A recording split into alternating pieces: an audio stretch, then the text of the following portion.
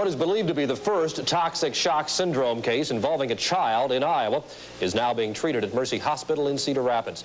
The victim, a 6-year-old boy. He is apparently out of danger and recovering now. Dave Franzman at Mercy Hospital live right now with a report on this very unusual medical development. Dave?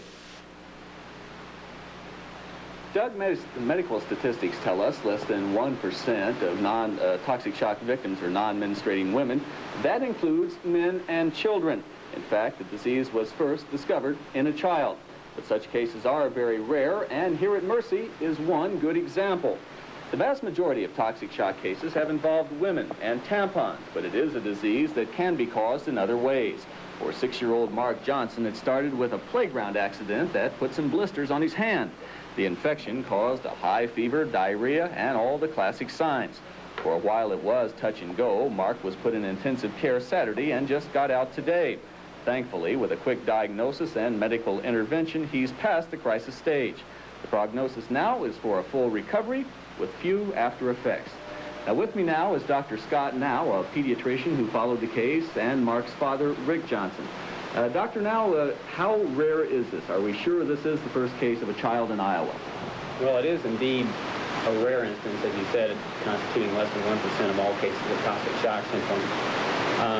Whether this is the first case in Iowa, I can't be certain. I know of no previous cases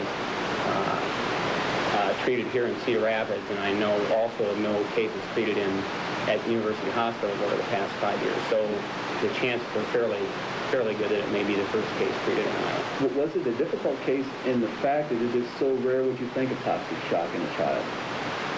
Well, the presence of symptoms that he had, high fever, diarrhea, vomiting, rash, and the presence of a staph infection pointed fairly conclusively to toxic shock syndrome early on. Rick's father now, Mark's father now, what was your first reaction when you found out your son had this disease that you'd associate with tampons? Well, my wife called me on the telephone, and when she mentioned this, of course, it was unbelievable because I'd always associated it with adults and ladies, and I didn't think it was possible for a child. Everything seems pretty good now? I'm very certain now that from watching him go through the various stages that he appears now to be all out of danger. All right, thank you very much. And as we mentioned, Mark does appear to be getting much better now. In fact, Dr. Now tells me that he's probably going to be going home in about a week. Doug?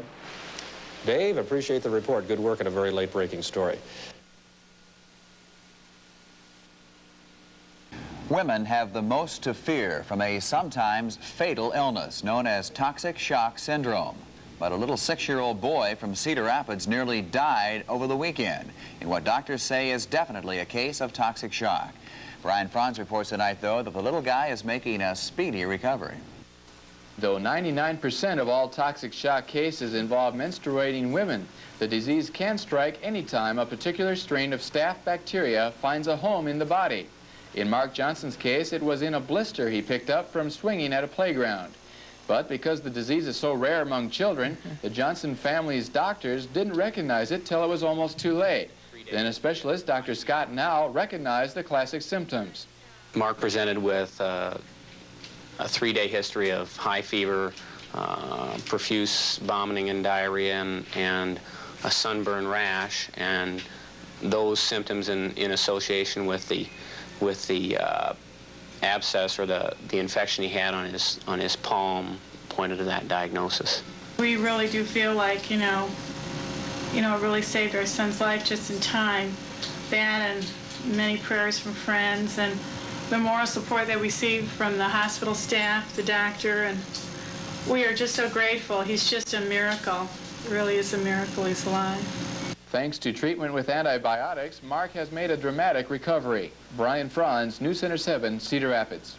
And this might just be the healthiest sign of all. Brian says Mark's parents are having a very hard time convincing Mark to stay in the hospital instead of going outside to play.